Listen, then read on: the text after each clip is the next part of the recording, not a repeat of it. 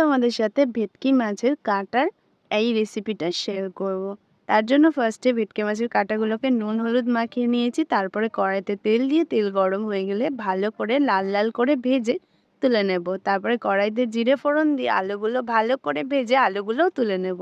তারপরে কড়াইতে আবার জিরে ফোড়ন দিয়ে কড়াইতে কাঁচা লঙ্কা, তারপরে পেঁয়াজ, এগুলো দিয়ে একটু নাড়াচাড়া করে ওপর থেকে নুন হলুদ দিয়ে আরও খানিকক্ষণ নাড়াচাড়া করে জিরে ধনে বেটে রেখেছিলাম সেটা ওপর থেকে দিয়ে বেশ খানিকক্ষণ কষিয়ে লঙ্কার গুঁড়ো দিয়ে কষানোর পর একটু এরকম তেল ছেড়ে আসলে ওপর থেকে আলুগুলো দিয়ে আরেকটু কষিয়ে জল ঢেলে দেবো। তারপরে একটু ফুটে আসলেই কাঁটাগুলো দিয়ে দেবো, দিয়ে দিলেই রেডি ভেটকি মাছের কাঁটার এই আলু দিয়ে কষা কষা ঝোল।